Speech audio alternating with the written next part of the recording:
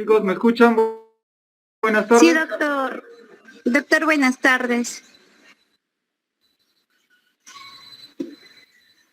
Hola, ¿qué tal? ¿Cómo estás? De una vez empezamos con la primera exposición. Ok, doctor.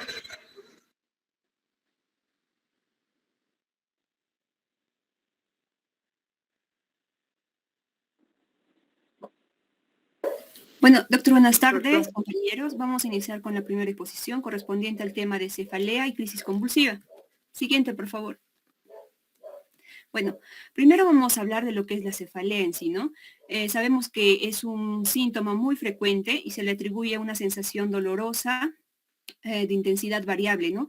Y los autores nos refieren que se localiza sobre todo a nivel de la bóveda craneal, en la parte alta del cuello o nuca y la mitad superior de la cara, ¿no? El dolor, también nos dicen que hay que diferenciarlas de lo que es el famoso dolor facial o la algia, ya que este va a ser... ¿Empezamos, chicos? Doctor, si estoy iniciando, ¿me escucha?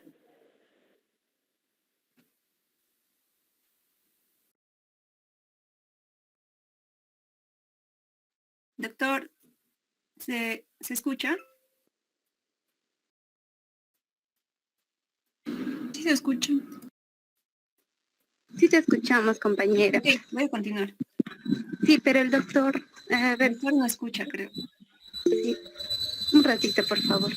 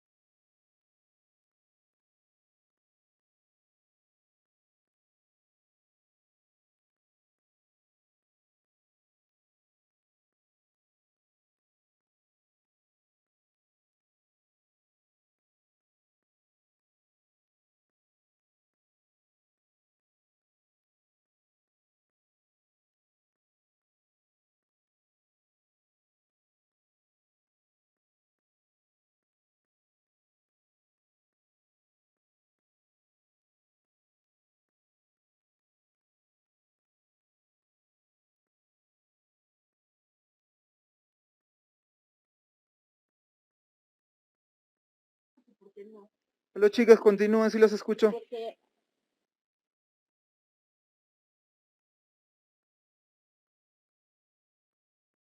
Ok, doctor, vamos a continuar. Siguiente. Ya, como ya les mencionaba, ¿no? El concepto de cefaleas, que se define como una sensación dolorosa de intensidad variable, ¿no? Hay que saber diferenciarlas de lo que es el dolor facial o las algias, ¿no? Siguiente. Bueno, hablando de la epidemiología, vamos a ver que este es un síntoma muy frecuente, constituye lo que es un 20% de las consultas en el servicio de neurología y el 4.5% en el servicio de urgencias. Su prevalencia es de un 10 a 20% en toda la población. Y dentro de todas las cefaleas, ya sean primarias o secundarias, sobre todo las primarias, la clasifican, bueno, la OMS clasifica a la migraña como una de las cefaleas más frecuentes y se la considera como dentro de las 20 enfermedades más incapacitantes, ¿no? Siguiente. Ya, como ya les mencionaba también, es un síntoma muy frecuente que afecta al 93% de los hombres y al 99% de mujeres, por lo menos una vez en su vida, ¿no? Y dentro de lo que es la consulta efectuada por todos los médicos, constituye motivo de consulta de un 4%. Y se dice que la incidencia es más alta en pacientes de 20 a 35 años de edad y después va disminuyendo gradualmente, ¿no? Con el transcurso del tiempo. Esta puede llegar a ser muy invalidante en los pacientes, lo cual altera la calidad de vida del paciente, y no solamente del paciente, sino también de la parte del familiar, de la parte laboral, ¿no? Y social. Siguiente. Ya, hablando de la clasificación, según lo que es la Sociedad Internacional de Cefaleas, en su clasificación internacional, en su tercera edición, clasifican en 3 grupos principales, ¿no? Siguiente. Uno es lo que es las cefaleas primarias, ¿no? Tenemos ahí la migraña, la cefalea tensional, que van a ser las más frecuentes, ¿no? Y según la literatura, las guías nos dicen que la cefalea tensional es una de las más frecuentes, ¿no? También tenemos las cefaleas trigémino-autonómicas, que dentro de ellas vamos a encontrar a la famosa cefalea en racimos. También vamos a tener otras cefaleas primarias. En el segundo grupo se encuentran las cefaleas secundarias, estas atribuidas a otra patología, ¿no? Siguiente. Como por ejemplo en este cuadro, ¿no? Que nos dice que, por ejemplo, cefaleas atribuidas a traumas craneales y o cervicales, es tal el caso de la cefalea postraumática. También vamos a tener cefaleas atribuidas a alteraciones vasculares craneales o cervicales, tal es el caso de la hemorragia subaranoidea, que como sabemos está atribuida a ruptura de aneurismas, ¿no? Y que se presenta como una cefalea súbita, intensa, y sobre todo se le denomina como una cefalea en trueno, ¿no? También vamos a tener dentro de este grupo, con alteraciones vasculares, a lo que son las cefaleas o las por arteritis de células gigantes, que también, ¿no? Se le atribuye esta cefalea a adultos mayores de 50 años, que hayan sufrido una cefalea súbita de inicio reciente, que se asocia a lo que son alteraciones visuales, claudicación mandibular, entre otros síntomas, ¿no? También tenemos las cefaleas atribuidas a trastornos intracraneales no vasculares, tal es el caso de lo que son tumores, ¿no? Y es una característica de la cefalea por presencia de tumores es sobre todo las cefaleas nocturnas, ¿no? Que alteran el sueño de los pacientes. Otras cefaleas también atribuidas a sustancias o a la supresión de medicamentos, tal es el caso de cefalea por abuso de analgésicos. También tenemos cefaleas atribuidas a la infección, como ya vimos, ¿no? Las meningitis bacterianas que causan también cefaleas, ¿no? También las cefaleas atribuidas a trastornos de homeostasis, como es el caso del hipotiroidismo, cefaleas o dolor facial provocado por otras patologías, por ejemplo, trastornos en el cráneo, en el cuello, los más comunes, ¿no? De los senos paranasales, la nariz, tal es el caso de las sinusitis agudas. También tenemos las cefaleas atribuidas a trastornos psiquiátricos, como por ejemplo en pacientes con somatizaciones, ¿no? Y en el tercer grupo vamos a tener a las neuropatías craneales dolorosas, que sobre todo están atribuidas a otros patologías que afectan a los pares craneales, ¿no? Otros tipos de cefaleas. Siguiente. Hablando de lo que son las cefaleas primarias, tenemos que diferenciar muy bien entre estas 3 principales. Aquí en este cuadro comparativo podemos ver, por ejemplo, la migraña, en cuanto a la localización, va a ser unilateral o puede ser bilateral. En cuanto a la cefalea tensional, esta va a ser bilateral, como vemos en imagen, este tipo en banda, ¿no? Y la cefalea en racimos generalmente es unilateral, puede localizarse periocular, puede localizarse hemifacial o hemicraneal, ¿no? En cuanto al tipo, también es muy importante diferenciarlo, ya que en la migraña el dolor va a ser pulsátil, en la cefalea es tipo opresivo, no es pulsátil. En la cefalea en racimos, esta varía, ¿no? El paciente refiere a veces que siente un dolor urente, penetrante, lancinante o opresivo también, ¿no? Es variable. En la intensidad, la migraña básicamente es moderada a grave. En la cefalea tensional, de leve a moderada. Y en la cefalea en racimos, sí, este es un dolor intenso, ¿no? Es muy grave a grave. En cuanto a el dolor, bueno, la cefalea relacionada con la actividad, en la migraña sí se agrava, ¿no? Con la actividad. En la cefalea tensional no se agrava. Y en la cefalea con racimos también, ¿no? Se agrava. Sobre todo el paciente va a sentirse agitado, inquieto. En cuanto a otros síntomas concomitantes o que se relacionan a estos tipos de cefaleas, por ejemplo, en la migraña vamos a tener dos tipos, ¿no? Generalmente las cefaleas sin aura y las famosas con aura, ¿no? Donde se van a acompañar también con fotofobias, fonofobias, náuseas, vómitos. En cuanto a la cefalea tensional, no tienen ningún otro síntoma que le acompañe, ¿no? Y en la cefalea en racimos es así, acompaña, por ejemplo, con inyección conjuntival, lagrimeo, tosis, congestión nasal, rinorrea, sudoración. En cuanto a la duración, también varía. Por ejemplo, las migrañas duran de 4 a 72 horas, la cefalea tensional es variable, puede ser mayor a 30 minutos, en la cefalea de racimos de 15 a 180 minutos. En la frecuencia puede ser episódica, que es menos de 15 días al mes, crónica.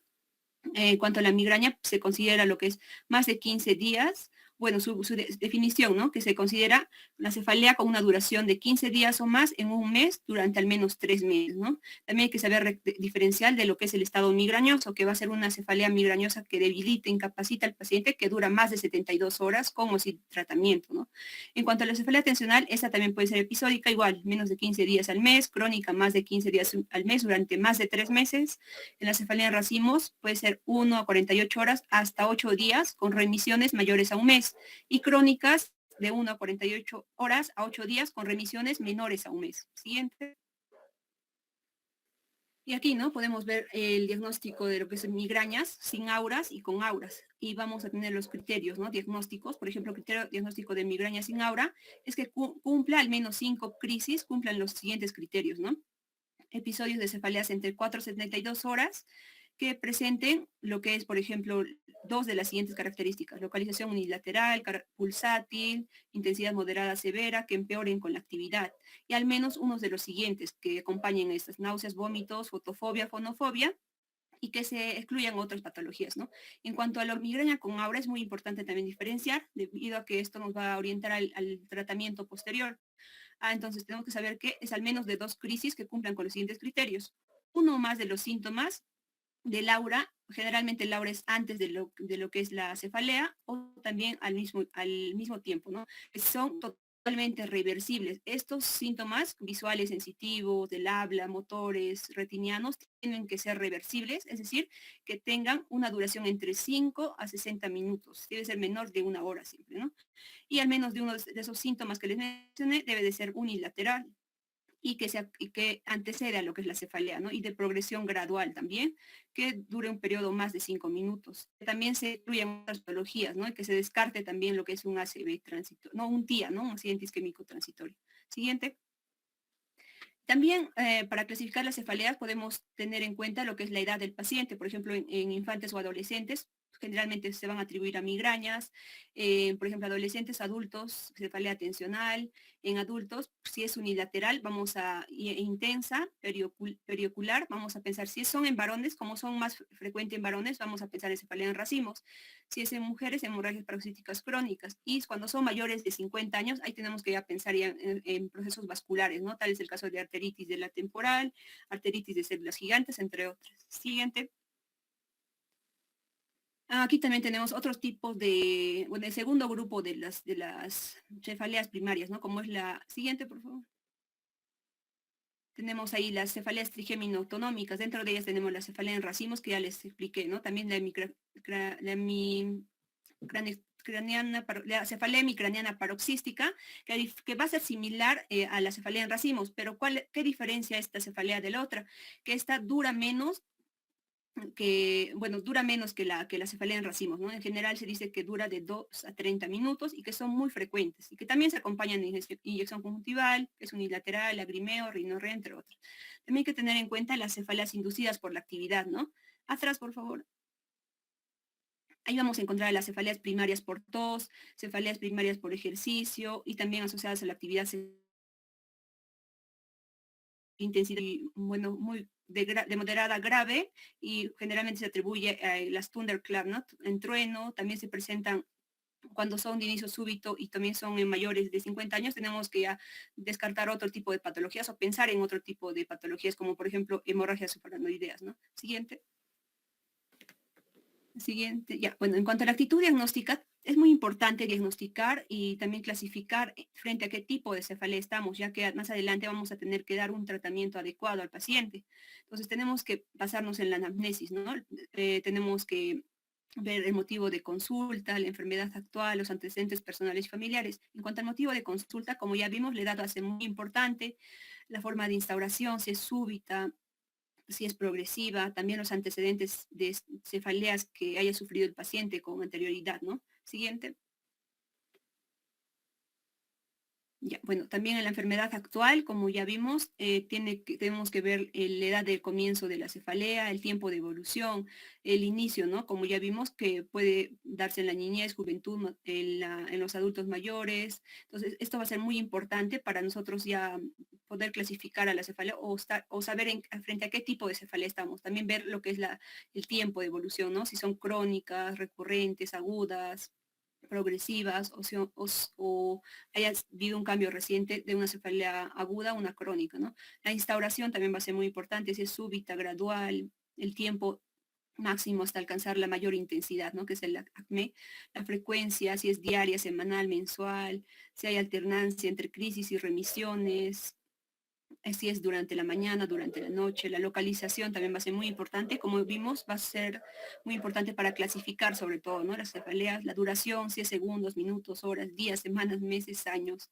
El horario que le estaba ya mencionando, si es nocturna, si es matutina, vespertina, la cualidad del dolor, ¿no? Pulsátil, tenebrante, urente, opresivo, la intensidad, si es de leve, moderada, a grave.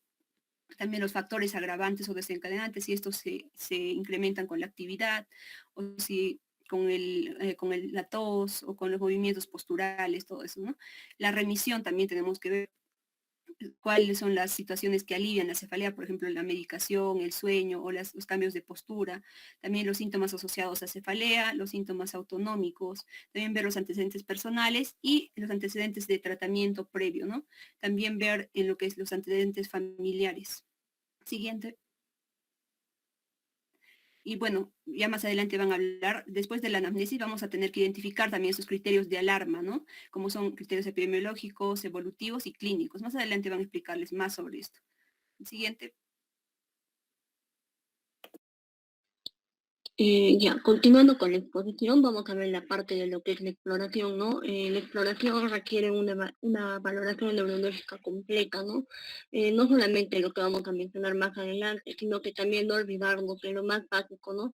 Tenemos que evaluar lo que es la presión arterial, la frecuencia cardíaca, ¿no? Tener en cuenta que el paciente esté con los signos vitales en buenas condiciones. Por ejemplo, podemos evaluar lo que si el paciente tiene edema de papila, ¿no? Ya que esto va a ser característico de que el paciente esté presentando, ¿no? Un síndrome de hipertensión intracraneana o que esté haciendo una lesión ocupante de espacio. El siguiente. Y también tenemos que tener, ¿no? Lo que es, en cuenta lo que es el síndrome de Horner, ¿no? Tener en cuenta que este se va a presentar con anidrosis, miosis, tosis palpebral y no solo con esto, sino que también suele acompañarse también con lo que es la cefalea de racimo. Siguiente. Algo que también tenemos que evaluar son los signos meningios, ¿no? La presencia de signos meningios positivos, ¿no? Lo que es la rigidez de nuca, el signo de Kerning, el signo de Brusinski, nos puede hacer pensar en meningoencefalitis o una hemorragia subaracnoidea. Siguiente. También tener en cuenta, ¿no? Lo que es la simetría de lo que son las arterias temporales, esto más que todo en pacientes mayores de 50 años, ¿no? Esto nos va a hacer pensar en que el paciente puede estar haciendo la arteritis de células gigantes. Siguiente. Entonces tenemos que tener en cuenta, ¿no? Si la cefalea es de presentación aguda o es de presentación crónica, ¿no? Más que todo, tenemos que tener cuidado en la cefalea que recién que comienzo, ¿no? Porque es la que va a requerir atención urgente, ya que el inicio va a ser súbito o explosivo, ¿no? Y el paciente va a relatar que no ha tenido episodios previos similares, ¿no? Más que todo lo que son de localización frontooccipital, que sean de presentación bilateral y difusa. la cualidad que nos va a mantener el paciente es que va a ser explosiva, ¿no? Y la intensidad es es severa, muy intensa, ¿no? Y se va a agravar también con lo que son las maniobras de Valsalva. Y va a tener, ¿no?, síntomas acompañantes, como ya dijimos, algunos signos meningios, o también acompañados, ¿no?, de náuseas y vómitos. El siguiente.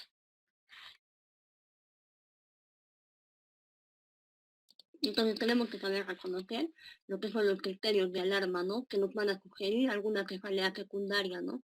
Más que todo la cefalea de comienzo súbito, ¿no? El empeoramiento reciente de una cefalea crónica también es otro criterio de alarma. La cefalea de frecuencia o intensidad creciente. La localización unilateral estricta, ¿no?, excepto que se presente con cefalea en racimos, ¿no?, como ya expliqué, más que todo en el síndrome de Horner. La cefalea con manifestaciones acompañantes, como por ejemplo los trastornos de la conducta o del comportamiento, crisis epilépticas acompañadas con alteración neurológica focal, el papiledema o la fiebre. Otros criterios de alarma van a ser, ¿no?, que presenten náuseas y vómitos que no sean explicables por una cefalea primaria, ¿no?, una migraña puede ser, ni por una enfermedad sistémica. También otro criterio de alarma es que tenga presencia de signos meningios, cefalea precipitada por un esfuerzo físico, que tenga tos o cambios posturales, ¿no? La cefalea de características atípicas, cefalea refractaria, un tratamiento teóricamente correcto, la cefalea en edades extremas de la vida, la cefalea de presentación predominantemente nocturna y la cefalea en pacientes oncológicos o inmunocomprometidos. Entonces tenemos que tener en cuenta los criterios de alarma. Siguiente.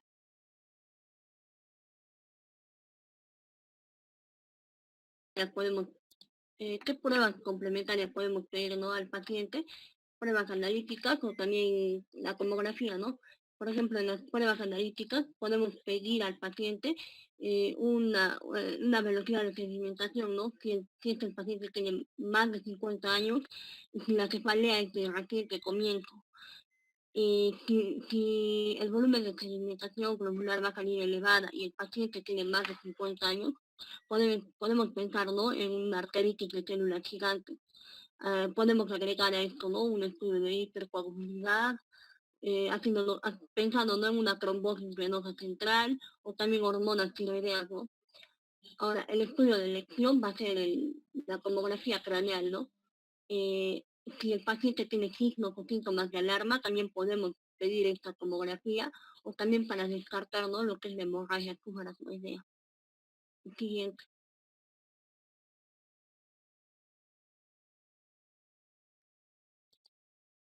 Entonces, ¿cuáles son las indicaciones para la realización de lo que es la tomografía? Que el paciente presente la cefalea intensa de inicio explosivo, ¿no?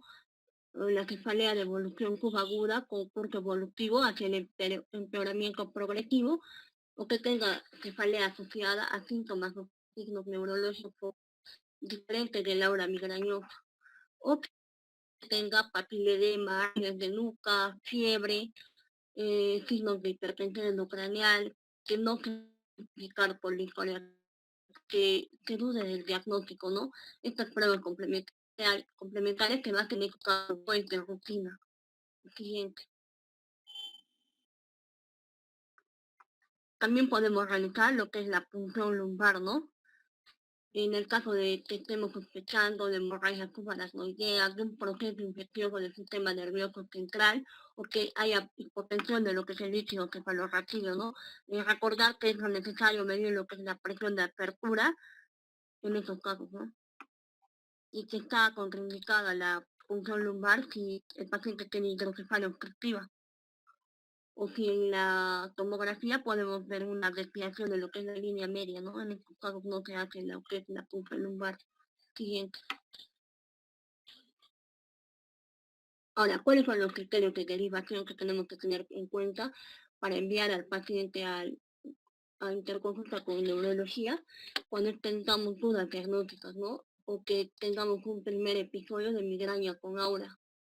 Que la cefalea primaria esté resistente al tratamiento sintomático o preventivo, o que el paciente presente modificaciones no aclaradas en las características de una cefalea primaria, o que tengamos sospecha de una cefalea secundaria que no requiera hospitalización. Ahora, ¿cuáles son los criterios de ingreso para internar, ¿no?, a un paciente?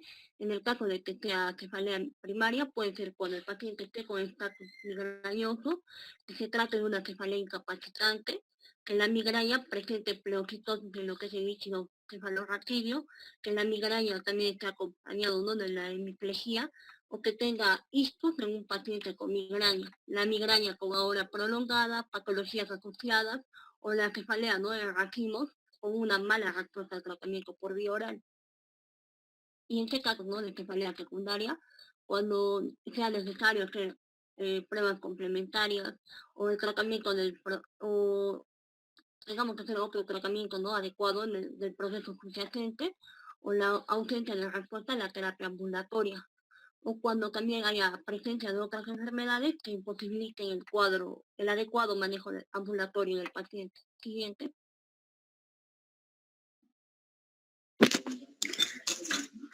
Bien, ahora vamos a hablar de lo que es el tratamiento.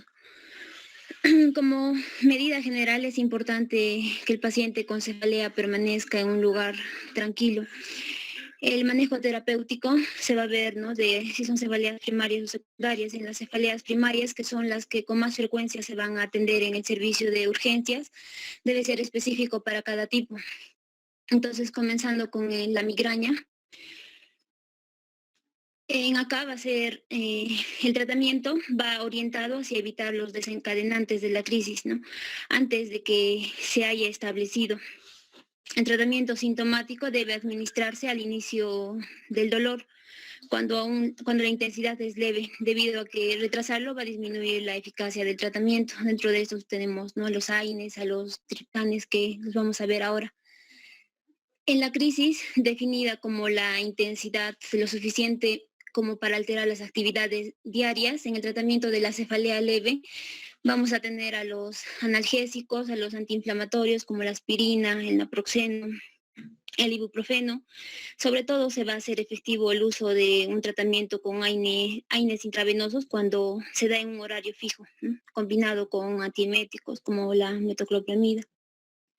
En la cefalea moderada, intensa, el tratamiento tiene que ser precoz. Acá tenemos a los triptanes como el sumatriptán, el naratriptán, solmitriptán y el rizatriptán, que es el más efectivo de estos, ¿no? Son considerados los fármacos de elección y tienen contraindicación en cardiopatía isquémica, en la claudicación intermitente. Se debe evitar utilizar en pacientes con enfermedad arterial coronaria o que tengan una presión arterial alta, no mal controlada, no por la posibilidad de vasoespasmo.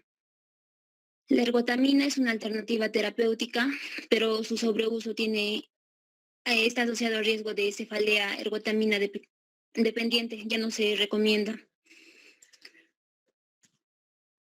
En el estatus epiléptico o estatus migrañoso, definido como una crisis de migraña debilitante que se prolonga durante más de 72 horas, tiene una consideración terapéutica diferente.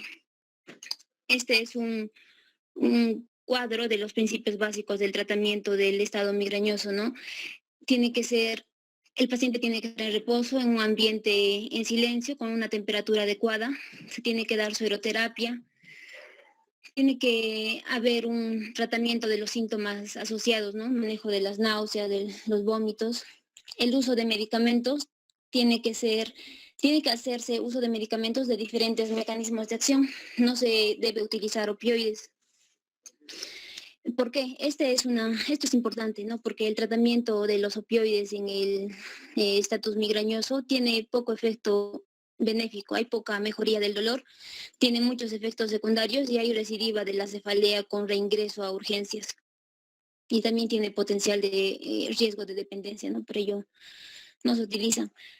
Se tiene que revisar el tema de la seguridad con el uso de medicamentos, no ver la función renal, hepática, coagulopatías o alergias, interacciones en el paciente.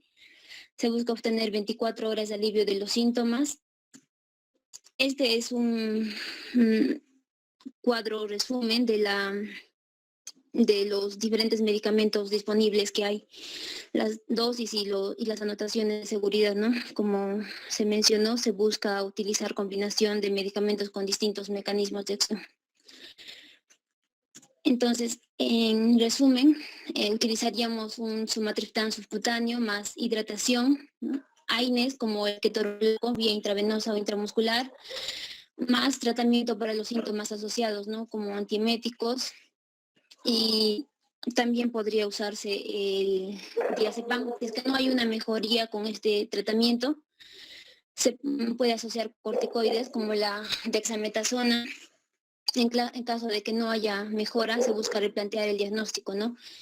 Y si es que se va a continuar el tratamiento para migraña, entonces se busca valorar la administración de fármacos como la clorpromacina, ¿no? Que es un neuroléptico que también tiene efecto analgésico y se ha utilizado en pacientes con migraña o en migraña de larga duración y en el estatus migrañoso, o el valproato también. Ya. En el tratamiento profiláctico está indicado cuando las crisis ocurren más de 2 a 3 veces por mes, se consideran eficaces cuando reducen al menos el 50% de la frecuencia o de la severidad de los episodios, ¿no?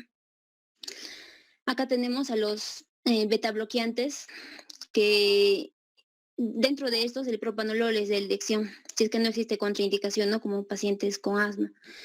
Si es que no hay respuesta o hay intolerancia, puede utilizarse los antagonistas de calcio, como aquí están la flunarizina, también el verapamilo. También puede utilizarse la amitriptilina. Estos son fármacos que sobre todo están recomendados si es que hay coexistencia con cefalea tensional. Si es que no hay respuesta o hay intolerancia, puede utilizarse en antiepilépticos como el ácido valproico o también el topiramato. En el tratamiento de la cefalea tensional es la principal, la más frecuente, ¿no? Dentro de las cefaleas primarias. Ya se ha descrito anteriormente las características y el tratamiento sintomático están los analgésicos como el paracetamol, los AINES, el ibuprofeno, el ácido acetilsalicílico, el naproxeno. Es preferible utilizar una sola dosis y repetir solo si es que es necesario a las 2 horas, ¿no? Se tiene que evitar las dosis adicionales. Y en el tratamiento preventivo de elección es la amitriptilina, con dosis de 10 a 25 miligramos en toma única, preferentemente por la noche para evitar la somnolencia durante el día. En la cefalea en racimos, aquí nuevamente las características. Dentro del tratamiento abortivo de este tipo de cefalea está evitar los factores desencadenantes. Acá se puede administrar oxígeno con mascarilla al 100% y el sumatriptán por vía intranasal, o también el sumatriptán también por vía intranasal. El tratamiento preventivo está obligado si es que hay más de 2 episodios al día. El de elección es el verapamilo. El tratamiento más eficaz a corto plazo es la prednisona. Y en acá no son eficaces como tratamiento ni el propanolol ni la amitriptilina. En la cefalea hemicraniana paroxística, de elección es la indometacina, dosis de 25 miligramos cada 8 horas, y si no hay respuesta se tiene que subir la dosis, ¿no? Y mantener al menos durante 3 meses. En la neuralgia del trigémino, de elección es la carbamazepina. Se inicia a dosis de 100 miligramos por día y se va aumentando, ¿no? A 100 miligramos cada 3 a 5 días hasta llegar a 400 o 1200 miligramos. Si es que no cuesta, se puede asociar a la amitriptilina u otros antiepilépticos. Y estos de aquí son otros fármacos que también pueden utilizarse en la neuralgia del trigémino. Dentro de las cefaleas secundarias, cuando hay algunas o hay enfermedades que se van a manifestar con cefalea, ¿no? La cefalea se presenta como sin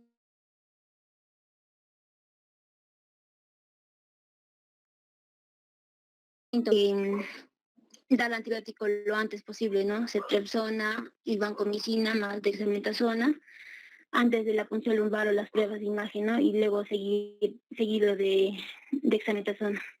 Si hay sospecha de la arteritis de la temporal, se tiene que utilizar corticoides lo antes posible, como la metilprednisona, sobre todo para evitar la pérdida permanente de la visión. En la sospecha de la cefalea por abuso de medicamentos, el principal lo principal es suspender el analgésico causante, ¿no? Y puede utilizarse tratamiento intravenoso de transición como la proclorperacina, la metoclopramina, valproato, pero lo más importante aquí es suspender el analgésico causante.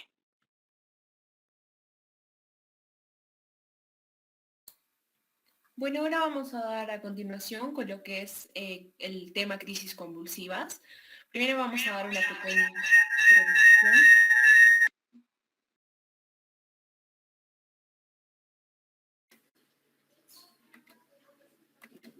A ver, chicos, vamos a resolver algunas preguntas que me imagino deben tener sobre cefalea. ¿O está todo claro?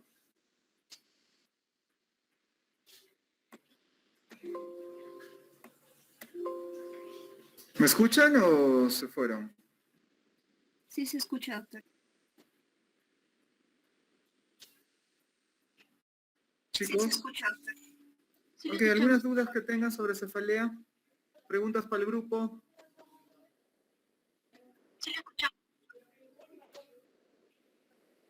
A ver, preguntas para el grupo que he expuesto.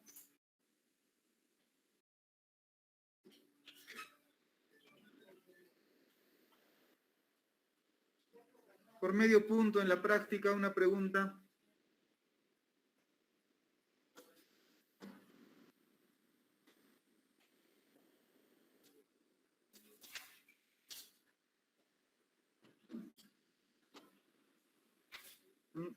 ¿No? ¿No hay preguntas? ¿Todo está claro? Ok, continúen con crisis convulsivas. Está bien, doctor. Bueno, vamos a dar una pequeña introducción primero de lo que son crisis convulsivas, ya que es uno de los principales motivos de una consulta neurológica, ¿no? Dentro del servicio de urgencias, por muy detrás de lo que podría ser una patología vascular cerebral, ya que su diagnóstico tiene muchas implicancias, sobre todo en su manejo, en su pronóstico y en la evolución propia de ese paciente. Hablando de términos específicos, vamos a decir que una crisis convulsiva va a ser una alteración de la actividad eléctrica en el cerebro con una afección a nivel motora, que provocar es una alteración en la estabilidad de la membrana neuronal, ¿no? Lo que va a provocar una actividad anómala a nivel eléctrico que va a provocar dicha convulsión. Entonces, existen bastantes clasificaciones de convulsiones. Primero vamos a hablar de las convulsiones primarias, que son aquellas que no tienen una causa definida, clara. Las convulsiones secundarias, que tienen una causa identificable. También existe lo que son las convulsiones focales, que afectan a un hemisferio o una región cerebral. Estas, por la mayoría, pueden ser unilaterales. Las convulsiones generalizadas que afectan a ambos hemisferios y los síntomas son bilaterales, ¿no? Así el paciente puede manifestar alteración del estado mental, amnesia del propio episodio o una confusión posictal continua. Siguiente, por favor.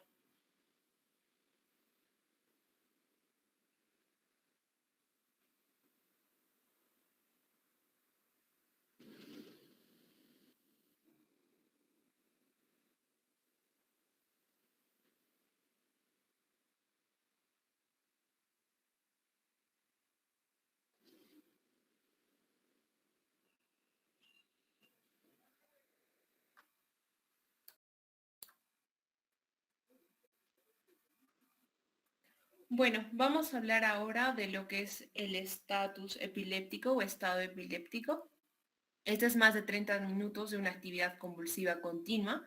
Presenta 2 o más convulsiones seguidas sin repercusión de la conciencia. También puede manifestarse en un 40% un trastorno convulsivo previo a este. Y también otra definición tenemos a lo que son las pseudoconvulsiones, que son crisis psicógenas que se manifiestan por síntomas similares a una convulsión, pero sin evidencia de alguna actividad eléctrica dentro de lo que es este examen, que es el electroencefalograma. Siguiente, por favor. Entonces vamos a hablar de la epidemiología y de la etiología, ya que por algunos estudios denominan que la mayoría de estos casos o estas crisis se encuentran en varones, sobre todo de raza afroamericana o que tengan alguna descendencia también afroamericana en una edad media. Puede haber múltiples causas dentro de las primordiales, podría decirse, algunas estructurales, metabólicas y casi muy raras de manera genética. Dentro de las convulsiones primarias, netamente se va a encontrar la causa identificable si hablamos dentro de lo que es una conducción neuronal o una alteración propia, ¿no? Neuronal, ya que por epidemiología podemos identificar dos grupos etarios, tanto en los ancianos como en los jóvenes. En los ancianos la causa es de índole vascular o puede ser generativo o neoplásico, y a nivel de los jóvenes se encuentra lo que son las malformaciones cerebrales congénitas. Las convulsiones provocadas o también llamadas las secundarias más asocia a lo que es una causa metabólica, es decir, alguna alteración hipoglucémico, hiperglucémico, hiponatremia, magnesemia, hipocalcemia. También hace referencia a lo que es una infección intracraneal, también traumatismos, tumores o casos de hemorragia. También se puede asociar a lo que son accidentes cerebrovasculares, que esta puede ocurrir siempre y cuando el accidente cerebrovascular sea grande, o ante la intoxicación o síndromes de abstinencia por algún tóxico, o errores innatos del metabolismo o lo que es a nivel posparto, lo que sería la eclampsia. Siguiente, por favor.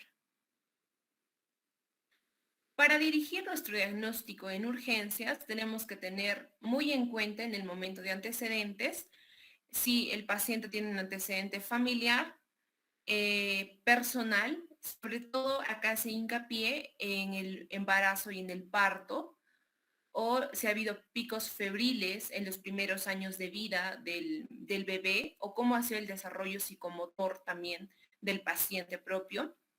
Si ha tenido un TEC previo, si tiene hábitos tóxicos, como el alcohol, por ejemplo, o algunas drogas, alguna enfermedad neurológica o psiquiátrica, el hecho también que esté tomando algún fármaco dentro de las enfermedades neurológicas o psiquiátricas, si ha tenido un episodio previo de pérdida de conciencia y si toma psicotrópicos.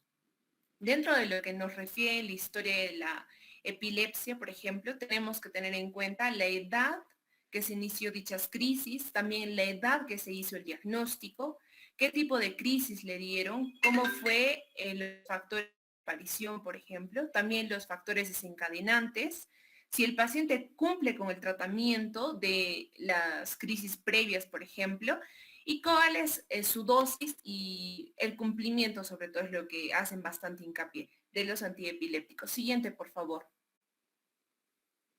En la anamnesis específica de la crisis, bueno, tenemos que registrar lo que es el primer episodio, ya que se hace la valoración si ocurrió un episodio previo, al igual que la pérdida de conocimiento, que tenemos que recabar la información necesaria tanto del propio paciente en el caso que nos pueda dar la información, sino recurrir a familiares que nos puedan dar dicha información, al igual que el interrogatorio del propio paciente o de familiares o testigos que lo traigan al servicio. También las circunstancias de la aparición, si esta fue en bipedestación o fue de cúbito, en qué momento del día apareció, si seguía dormido, estaba despierto, qué actividad estaba realizando cuando apareció dicha crisis. Los posibles desencadenantes que también los tenemos que tener en cuenta, como el alcohol, la falta de sueño, el estrés, el horario laboral nocturno, fiebre o estímulos iluminosos, como refiere que puede ser el uso excesivo del celular. Siguiente, por favor. Entonces, ante la descripción de la crisis, tiene una secuencia cronológica de aparición y desaparición de los síntomas. Primero tenemos que tener en cuenta si el paciente tuvo lo que es un prodromo o lo que se llama un déjà vu, que son sensaciones de mareos, calor ascendente o sabor metálico en la boca, que ocurren previa a la crisis. Luego la aparición de los movimientos, si fue tónico, mioclónico, por ejemplo. También la pérdida de conocimiento y cuánto tiempo fue dicha pérdida de conocimiento. También se emitió algún ruido o algún sonido, si tiene cianosis labial, si hubo incontinencia de esfínteres o se mordió la lengua. Y luego, posterior a la crisis, si el paciente presenta un estupor post-crisis, una somnolencia, y en cuánto tiempo se está recuperando de este paciente. Y posteriormente también se tiene que evaluar lo que son las lesiones traumáticas como secuela de la caída de la crisis. Siguiente, por favor. Dentro de de esta secuencia cronológica, no nos tenemos que olvidar de la exploración física y evaluar lo que son los signos vitales como pulso, respiración, presión arterial, algunos estigmas de alguna enfermedad sistémica, ¿no? Por ejemplo, si el paciente presenta algunas estigmas como, por ejemplo, síndrome de Cushing o lupus, también estigmas de hepatopatías, por ejemplo, las varices a nivel abdominal o el aspecto propio de la piel, o si el paciente tuvo algún signo o algún hematoma de una punción previa, ¿no? Siguiente.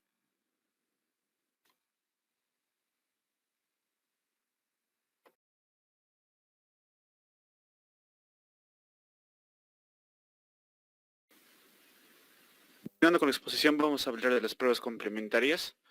Primero, sobre aquellas relacionadas en caso el paciente tenga una primera crisis convulsiva.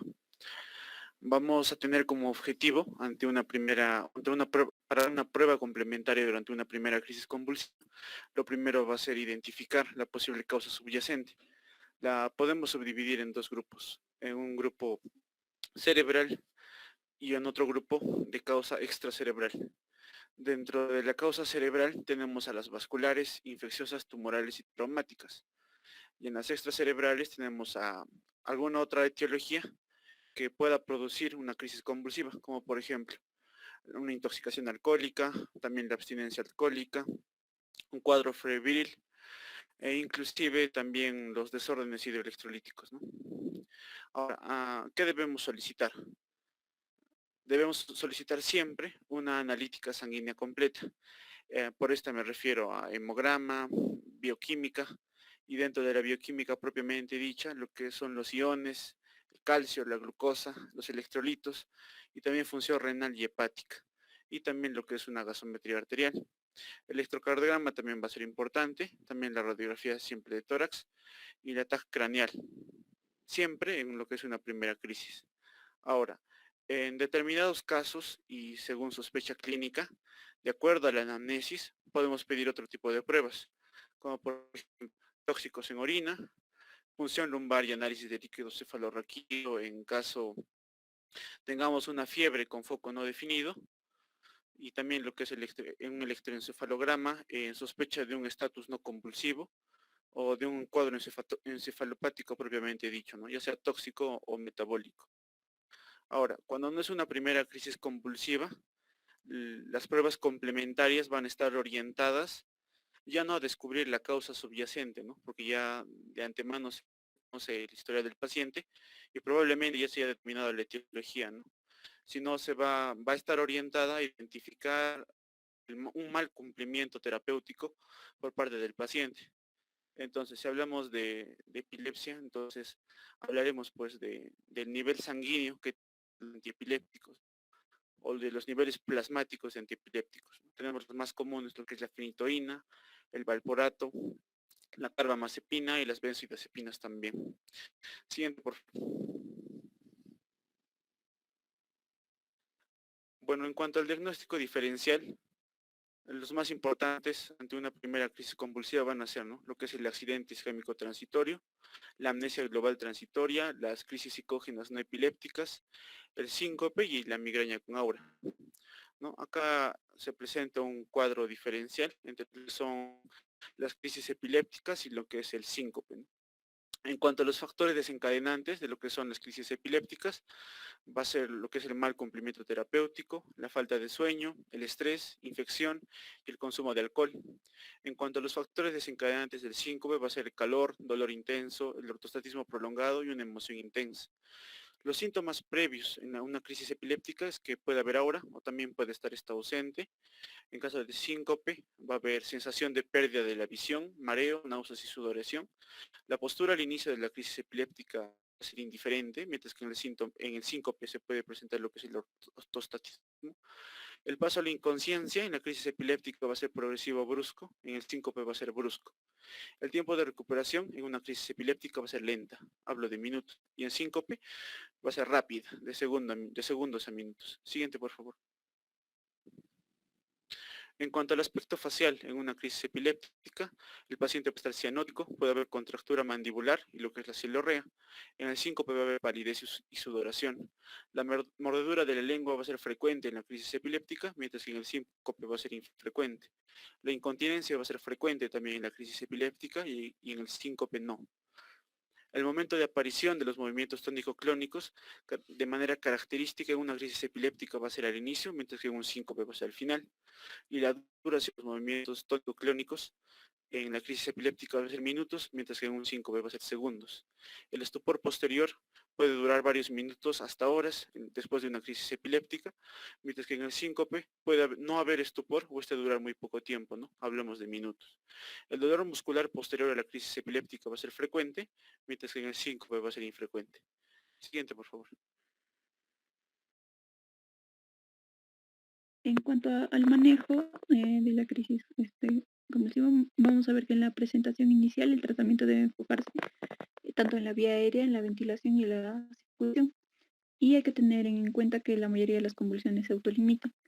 Para las medidas generales durante la crisis convulsiva hay que evitar que el paciente se lesione durante una convulsión.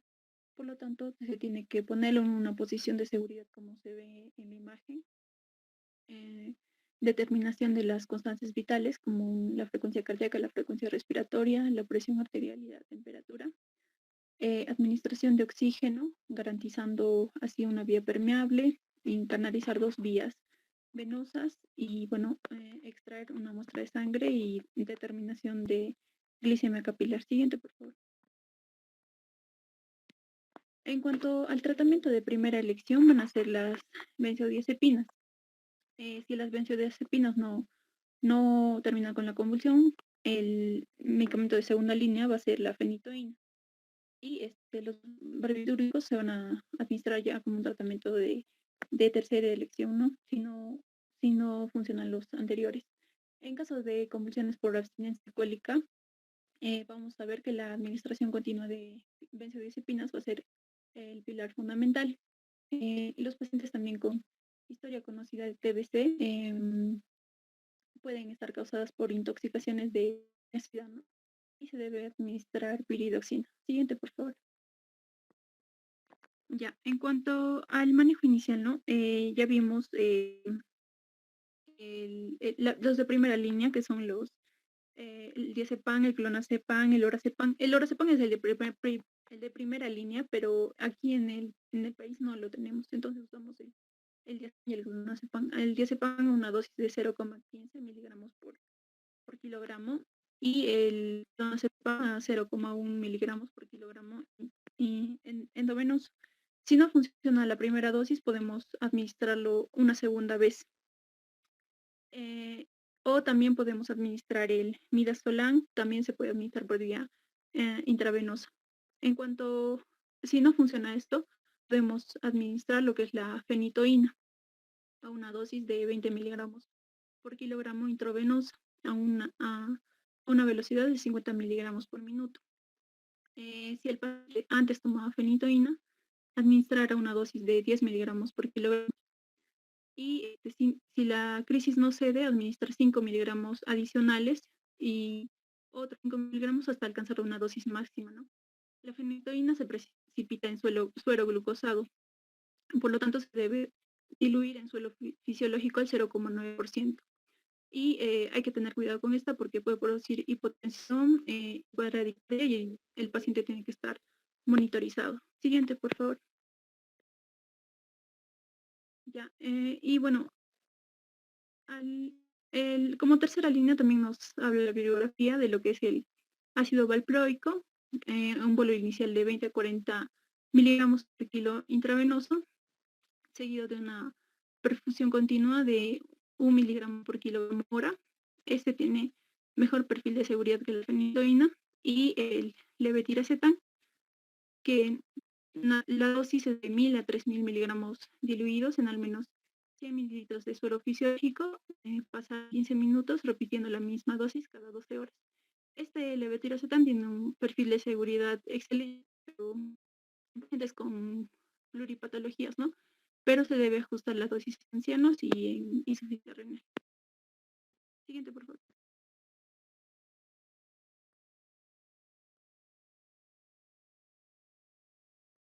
Bien, continuando con la exposición, debemos considerar que a valorar si el riesgo de recurrencia va a ser moderado o alto, debemos considerar las siguientes situaciones que vemos a continuación.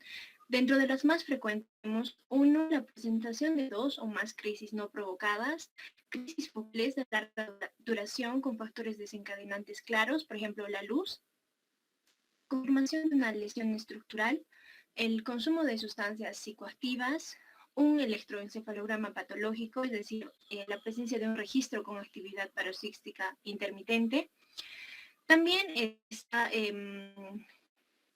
la realización de actividades de riesgo, como considerar si es que el paciente hace conducción, trabajo en altura, manejo de maquinaria peligrosa.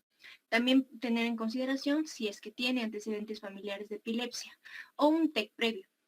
Y en menores de 2 años, considerar si presenta retraso mental, la focalidad neurológica o historia previa de convulsiones febriles. Siguiente, por favor. Entonces, considerando tanto el número de crisis de ingreso, las posibles alteraciones del examen neurológico y las anomalías del registro electroencefalográfico, se ha desarrollado una escala que permite predecir el riesgo de recurrencia después de la primera crisis convulsiva, y así clasificarlo dentro de riesgo bajo, moderado o alto de recurrencia.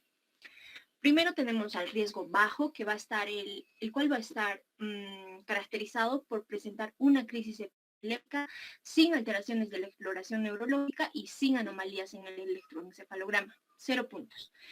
El riesgo moderado va a ser más de una crisis epiléptica y una alteración en la exploración neurológica, o más de una crisis epiléptica y anomalías en el electroencefalograma. Y dentro del riesgo alto vamos a tener a más de una crisis epiléptica, alteraciones en la exploración neurológica y anomalías en el electroencefalograma.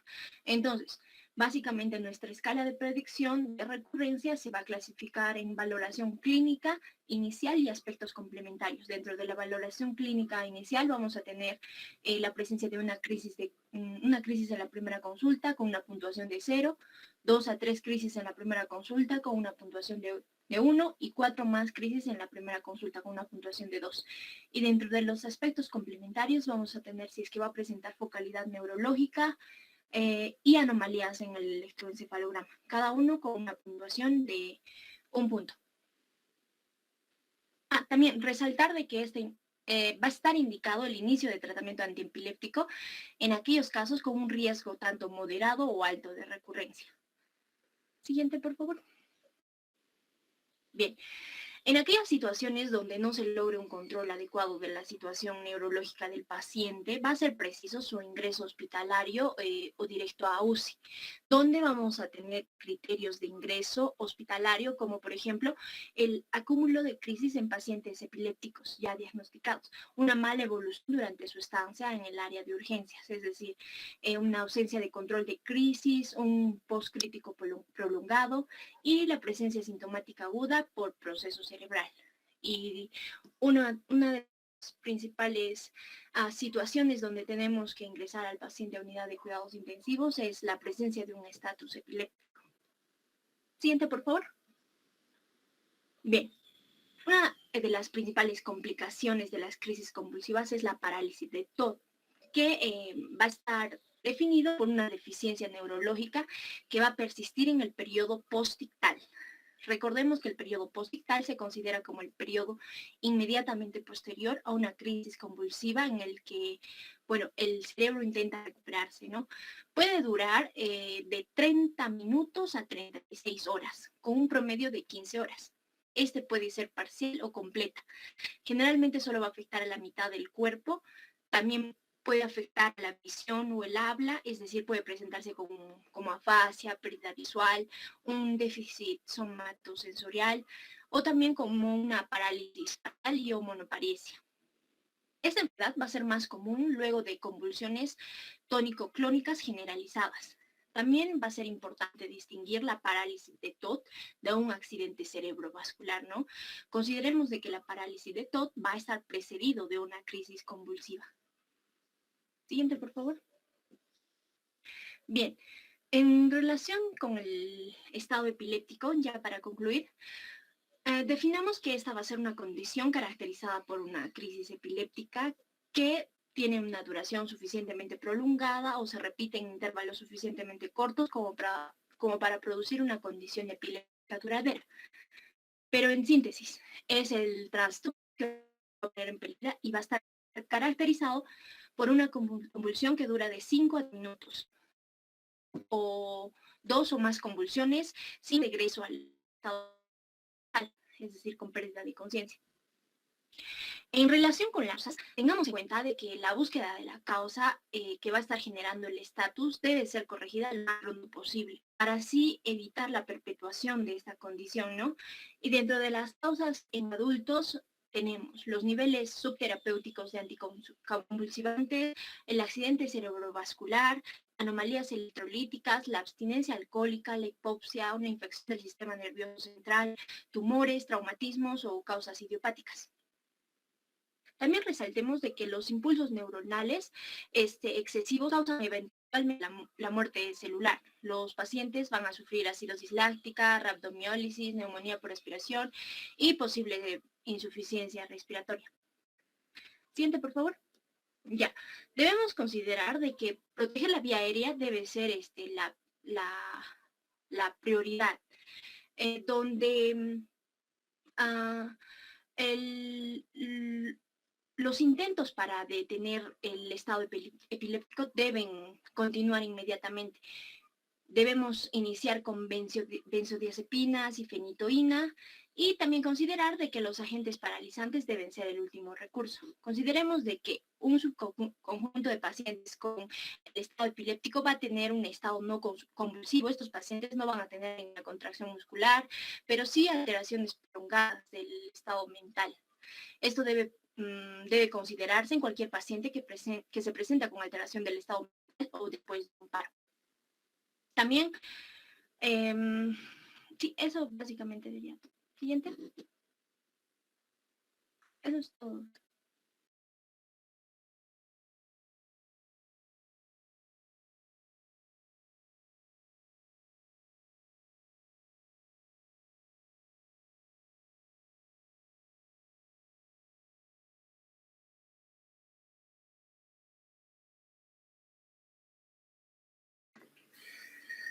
Bien, chicos,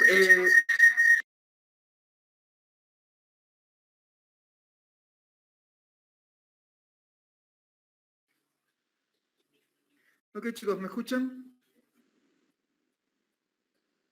Sí, doctor. ¿Sí? ¿Se escucha? Sí, doctor, sí se escucha. Más o menos. Zoraida, ¿se escucha o no? Sí, doctor, sí se escucha, doctor. Escucha claro. Ok. Bueno, ya que no había preguntas, vamos a hacer algunas preguntitas al quórum. A ver.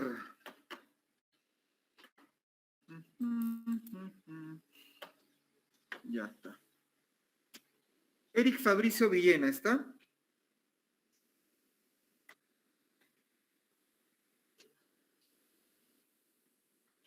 Eric Fabricio. Zoraida, ¿está Eric Fabricio o no? Sí, doctor, sí está. He llamado lista. ¿Y dónde está? Supongo que el sistema lo votó. A ver, doctor.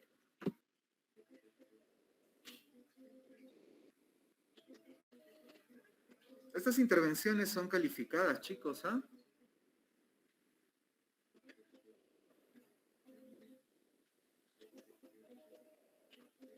Ok, Claudia Alelí Vargas.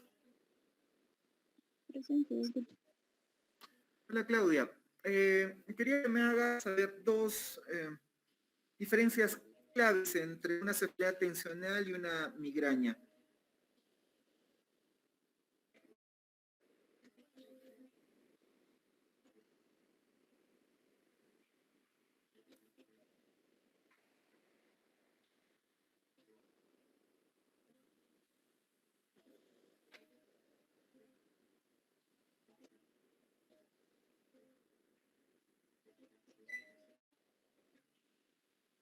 ¿Nada? Claudia. Sí, doctor. Una cefalea, como mencionaron en la una migraña, bueno, va a ser más que todo en pacientes jóvenes, menos de 25 años, y una cefalea tensional, por ejemplo, puede ser en pacientes que tengan más que todo estrés o estén pasando por como más adultos.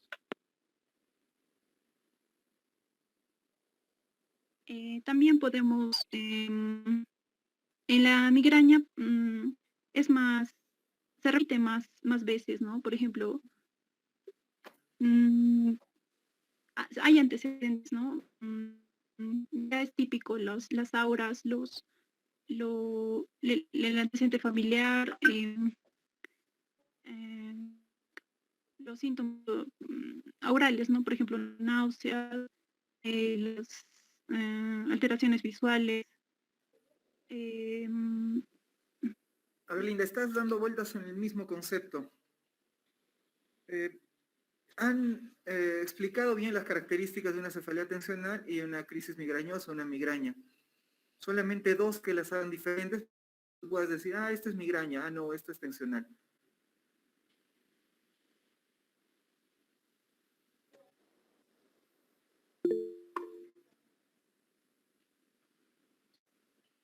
A ver, Sebastián, o Johann Sebastián.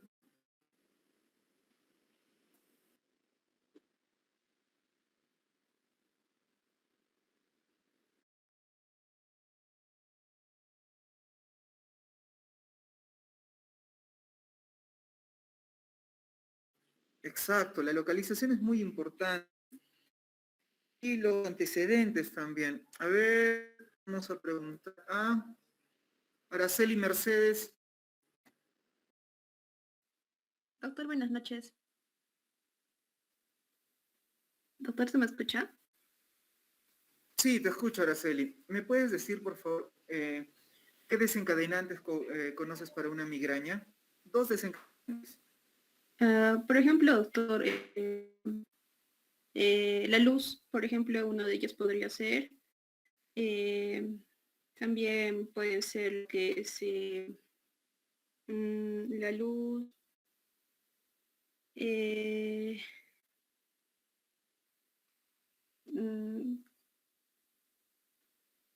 un estrés, no, migrañas de estrés. Sobre todo la luz, doctor, por eso uno de sus es la fotofobia. Sonidos también pueden.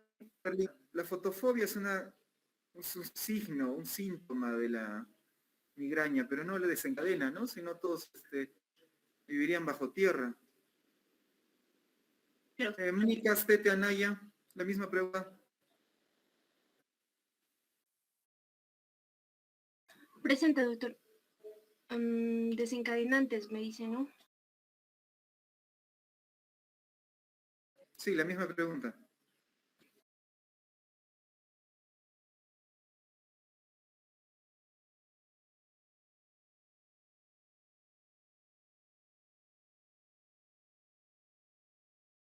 Podrían ser, doctor, olores fuertes,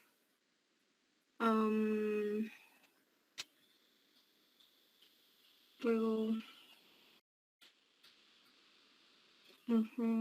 no sé, perfumes, el olor del tabaco, cafés, el olor del café. A ver, Gilbert Alexander, otras desencadenantes de la migraña, aparte de los que ya mencionaron. Ya menciono, creo, bueno, los olores fuertes, como por ejemplo perfumes, disolventes de pintura, también el tabaquismo pasivo. Otros desencadenantes importantes pueden ser también los propios alimentos, ¿no?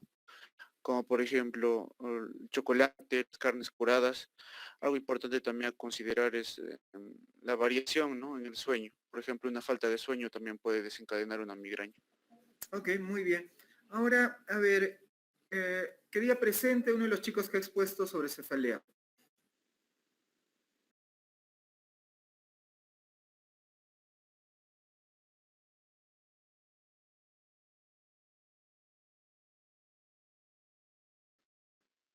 Escoge un nombre de los expositores, delegada.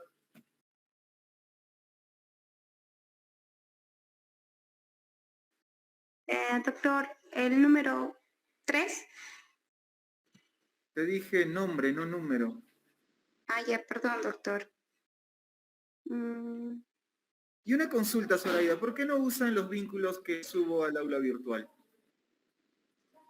Sí lo hemos utilizado, doctor. Lo mismo, por eso le he enviado una foto, doctor, si estaba bien, como lo he indicado, doctor.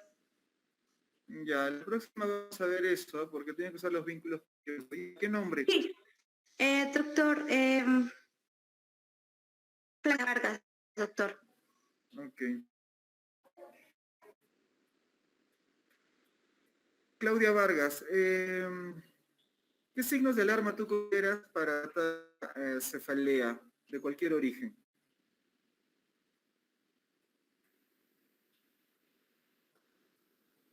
Doctor, que sea de comienzo agudo. ¿Qué más?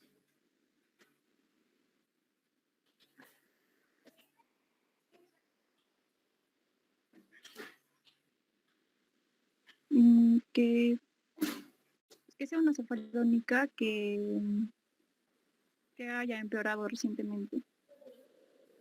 ¿Qué más?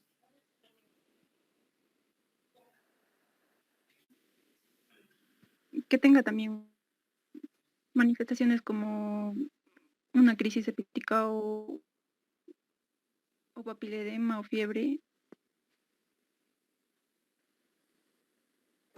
Se presente también náuseas, vómitos que no sean explicables, doctor. ¿Qué más? ¿Alguien otro? Sí. Dele la posta a otro compañero.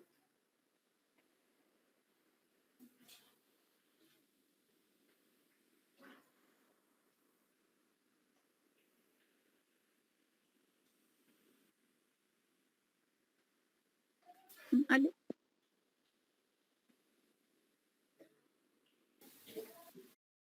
¿A quién le das la posta? Alejandra. Alejandra. Presente. Bueno, dentro de otros criterios del alarma también podemos ver lo que es la edad del paciente, ¿no?